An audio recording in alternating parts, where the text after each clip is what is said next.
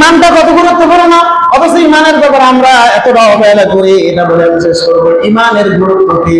আল্লাহ রাব্বুল আলামিন কোরআনে বলেছেন, ওয়া মান ইয়া'মাল মিনাস সালিহাতি মিন যাকারিন আও উনসা ওয়া হুয়া মুমিন ফাউলাইকা হুমুল মুফলিহুন।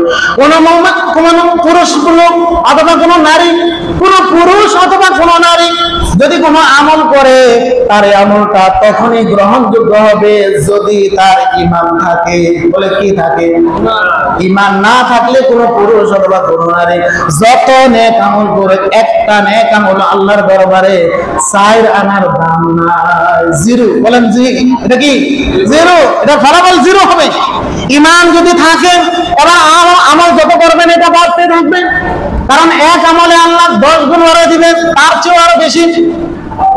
সুতরাং ঈমান যদি না থাকে, তাহলে আপনি পুরুষ হন আর নারী হোক, যত নেক আমল করেন একটু কবুল হবে না। কারণ এই আয়াত আল্লাহ তাআলা বলছেন যে কেউ যদি সফল কাম হতে চায়, তাহলে পুরুষ হোক আর নারী হোক, সে যখন নেক আমল করবে এটা করতে হবে ওহুয়া মুমিন, মুমিন অবস্থায়।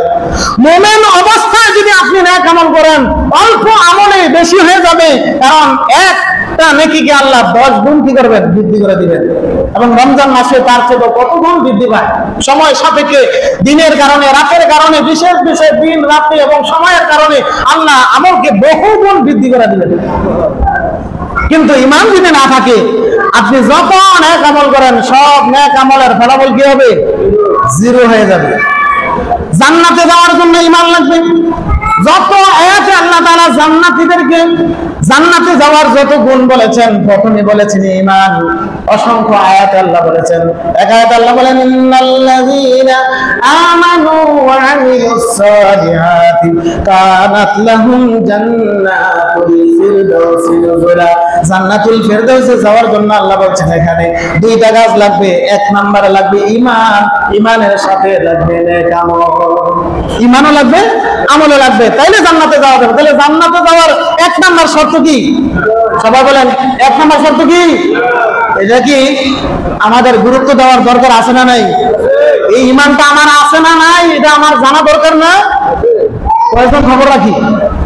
আল্লাহ তাআলা বলেন, ওয়াল আসরি ইন্নাল ইনসানা লাফি খুসর ইল্লাল্লাযীনা আমানু ওয়া আমিলুস সালিহাত। সব মানুষ ক্ষতিগ্রস্ত, তবে 4 শ্রেণী ছাড়া। 1 নাম্বার হলো ইল্লাল্লাযীনা আমানু, যারা ঈমানদার তারা ক্ষতিগ্রস্ত না। ওয়া আমিলুস সালিহাত, যারা নেক আমল করে তারাও ক্ষতিগ্রস্ত না। তাহলে আপনি যদি ক্ষতি থেকে বাঁচতে চান, পরকালের ক্ষতি থেকে বাঁচতে চান, তাহলে আপনার ঈমান লাগবে। অন্য আয়াতে আল্লাহ বলেন, লাকাদ খালাকনাল ইনসানা ফি আহসানি তাকওয়িম সুম্মা রাদাদনাহু আসফালা সাফিলিন ইল্লাল্লাযীনা আমানু ওয়া আমিলুস সালিহাত ফালাহুম আজরুন গায়রু মামনুন। আল্লাহ মানুষকে খুব সুন্দর আকৃতি দিয়ে সুঠাম দেহের অধিকারী করে বানিয়েছেন। এরপরে মানুষেরা ক্রমান্বয়ে, এটা 2টা ব্যাখ্যা। একটা হলো শারীরিক ভাবে, যুবক যখন সুদর্শন থাকে, আস্তে আস্তে বুড়া হইলে কি এর শরীরটা আর থাকে? কথা বলেন, বৃদ্ধ যারা যৌবন বয়সের যে সৌন্দর্য আর থাকে, বডি ফিটনেস থাকেনি, এটা আস্তে আস্তে নিচের দিকে ক্ষয় যায়। এটা একটা ব্যাখ্যা। আরেকটা ব্যাখ্যা হলো মানুষকে আল্লাহ সুন্দর করে বানিয়েছেন জান্নাতে যাওয়ার জন্য, কিন্তু মানুষ দুনিয়ায় আল্লাহর নাফরমানি করে পরকালে যখন জাহান্নামে যাবে, তখন দেহটা আর এই দেহ থাকবে না। জাহান্নামের শাস্তি ভোগ করে তার দেহটা কি হয়ে যাবে? বিশ্রী হয়ে যাবে। সুতরাং ওই বিশ্রী অবস্থা থেকে বাঁচার জন্য লাগবে 2টা জিনিস। আল্লাহ বলছেন, ইল্লাল্লাযীনা আমানু, যারা ঈমানদার, ওয়া আমিলুস সালিহাত, এবং যারা নেক আমল করে, তারা জাহান্নামে যাবে না, জান্নাতে যাবে, ক্ষতি থেকে বেঁচে যাবে। সুতরাং এভাবে আল্লাহ তাআলা বহু আয়াতের মধ্যে জান্নাতে যাওয়ার জন্য শর্ত দিয়েছেন। 1 নম্বরে কি? ঈমান।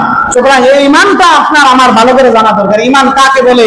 ঈমান কিভাবে রাখতে হয়? ঈমান কিভাবে বাড়ে? ঈমান কিভাবে কমে? ঈমান কিভাবে ধ্বংস হয়ে যায়, নষ্ট হয়ে যায়? আমার ঈমানটা আছে না নাই?